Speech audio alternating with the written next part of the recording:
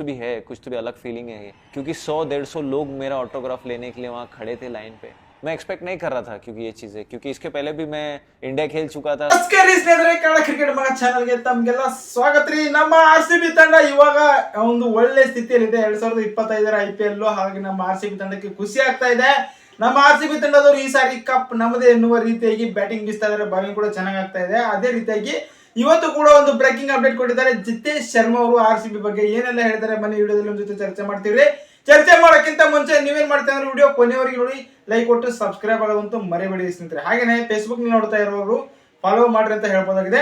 ಸ್ನೇಹಿತರೆ, 2025ರ IPL ಸಖತ್ತಾಗಿ ನಡೀತಾ ಇದೆ. ಇವತ್ತು RR ಮಧ್ಯೆ ಒಂದು ದೊಡ್ಡ ಪಂದ್ಯ ನಡೀತಾ ಇದೆ. ಇವತ್ತು ಅದು ಕೂಡ ನೋಡದೆ ಮಿಸ್ ಮಾಡ್ಬಿಡ್ರಿ. ಯಾಕಂದ್ರೆ ನಮ್ಮ RCB ತಂಡಕ್ಕೆ ಇವತ್ತು ಬಿಗ್ ಅಪ್ಡೇಟ್ ನೀಡಿದ್ದಾರೆ ಜಿತೇಶ್ ಶರ್ಮಾ ಅವರು. ಏನೆಲ್ಲ ಹೇಳ್ತಾರೆ ಅಂದ್ರೆ RCB ಇರೋ ತಾಕತ್ತು ಇನ್ಯಾವ ತಂಡಕ್ಕೂ ಇಲ್ಲ ಅಂತ ಕೂಡ ಮೊದಲನೇ ಮಾತು ಹೇಳಿದ್ದಾರೆ. ಎರಡನೇ ಮಾತಂದ್ರೆ ನಾನು RCB ಅಲ್ಲಿ ಬಂದಿರೋದು ನಮಗಂತೂ ಖುಷಿ ಆಗ್ತಾ ಇದೆ. ಯಾಕೆ ಖುಷಿ ಆಗ್ತಾ ಇದೆ ಅಂದ್ರೆ ಇಂಡಿಯನ್ ಟೀಮಿನಲ್ಲಿ ಕೆಲವೊಂದು ಪಂದ್ಯಗಳು ಆಡಿದೀನಿ, ಅಲ್ಲಿಯೂ ಕೂಡ ನಮ್ಗೆ ಫಾಲೋವರ್ಸ್ ಆದಂತವ್ರು, ನಮ್ಮ ಅಭಿಮಾನಿಗಳಾದಂತವ್ರು ಬಂದು ಯಾರು ಒಂದು ಸಿಗ್ನೇಚರ್ ಆಗ್ಲಿ ಯಾವುದೇ ಆಗ್ಲಿ ಒಬ್ರಿಲ್ಲ ಇಬ್ರೇ ಮಾತ್ರ ಒಂದು ಕೇಳ್ತಾ ಇದ್ರಂತೆ ಸಿಗ್ನೇಚರ್ ಮಾಡಿ ಅಂತ. ಹಾಗಾಗಿ ಇವಾಗ RCB ಅಲ್ಲಿ ಬಂದ ನಂತರ ನನಗೆ 150ರಿಂದ 200 ಅಭಿಮಾನಿಗಳು ಸಿಗ್ನೇಚರ್ ಕೊಡ್ರಿ ಅಂತ ಈ ರೀತಿಯಾಗಿ ಬೇಡ್ತಾ ಇದಾರಂತೆ ಅಭಿಮಾನಿಗಳು. ಇದೇ ರೀತಿಯಾಗಿ ಅವ್ರಿಗೂ ಖುಷಿಯಾಗಿ ಹೇಳ್ತಾ ಇದಾರೆ.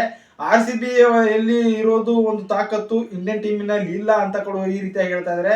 ಒಟ್ಟಾರೆ ಏನ್ ಹೇಳಿದಾರೆ ಅಂದ್ರೆ RCB ಇಂಡಿಯನ್ ಟೀಮಿನ್ಗಿಂತ ದೊಡ್ಡ ಫಾಲೋವರ್ಸ್ ಇದಾರೆ. ಇದು ಒಂದು ದೊಡ್ಡ ಫಾಲೋವರ್ಸ್, ಹಾಗೆ ಒಂದು ಅಭಿಮಾನಿಗಳು ಬಹಳ ಇಷ್ಟಪಡ್ತಾರೆ RCB ತಂಡಕ್ಕೆ ಅಂತ ಕೂಡ ಈ ರೀತಿಯಾಗಿ ಹೇಳಿದರೆ ಅವ್ರಿಗೆ ಖುಷಿ ಆಗ್ತಾ ಇದೆ.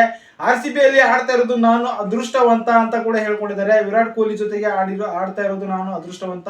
ವಿರಾಟ್ ಕೊಹ್ಲಿ ಕೂಡ ಒಳ್ಳೆ ರೀತಿ ಡೇಂಜರ್ ಆದಂತ ಒಳ್ಳೆ ಆಟಗಾರ, ಒಂದು ಅದ್ಭುತವಾದಂತ ಆಟಗಾರ. ಇವರು ಎಲ್ಲಾ ಕಡೆಯಿಂದ ಹೊಂದಾಣಿಕೆ ಮಾಡ್ಕೊಳ್ತಾರೆ, ನಮ್ಗಂತೂ ಹೊಂದಾಣಿಕೆ ಮಾಡ್ಕೊಳ್ತಾರೆ ಸರಿಯಾಗಿ. ಎಲ್ಲಾ ಕಡೆಯಿಂದ ಎಲ್ಲಾ ಟಿಪ್ಸ್ ಗಳನ್ನ ಹೇಳ್ತಾರೆ. RCB ಯಲ್ಲಿ ಇರೋದು ನನಗಂತೂ ಖುಷಿ ಆಗ್ತಾ ಇದೆ ಅಂತ ಕೂಡ ಹೇಳ್ತಾ ಇದಾರೆ. ಈ ರೀತಿಯಾಗಿ ದೊಡ್ಡ ದೊಡ್ಡ ಮಾತುಗಳು ಹೇಳಿದ್ರೆ RCB ಬಗ್ಗೆ. ನೀವೇನಂತೀರಿ ಅಂದ್ರೆ ನಮ್ಮ RCB ಬಗ್ಗೆ ನೀವೇನಂತೀರಿ ಕಮೆಂಟ್ ಮಾಡ್ರಿ. ಯಾಕಂದ್ರೆ RCB ಬಗ್ಗೆ ಜಿತೇಶ್ ಶರ್ಮಾ ಅವರು ಇಲ್ಲಿವರೆಗೂ ಆಡಿದ್ದು ನಮಗೂ ತುಂಬಾ ಖುಷಿ ಆಗಿದೆ. ಹಾಗಾಗಿ ಇನ್ ಮುಂದೆ RCB ಯಲ್ಲಿ ತುಂಬಾ ಕಷ್ಟಪಟ್ಟು ಕಪ್ ಗೆಲ್ಲಕ್ ಪ್ರಯತ್ನ ಮಾಡ್ತೀನಿ ಅಂತ ಕೂಡ ಈ ರೀತಿಯಾಗಿ ಹೇಳ್ತಾ ಇದಾರೆ. ಒಟ್ಟಾರೆಯಾಗಿ ಅವ್ರು ಹೇಳಿದ ಮಾತಂದ್ರೆ RCB ಯಲ್ಲಿ ಬಂದಿರೋದು ನಮ್ಮ ಒಂದು ಅಭಿಮಾನಿಗಳು, ತುಂಬಾ ಫಾಲೋವರ್ಸ್ ಅಂತಿರಲ್ಲ ಅಭಿಮಾನಿಗಳು ಹೆಚ್ಚಾಗ್ತಾ ಇದಾರೆ. ಇಂಡಿಯನ್ ಟೀಮಿನಲ್ಲಿ ಕೂಡ ಹೆಚ್ಚಾಗಿಲ್ಲ.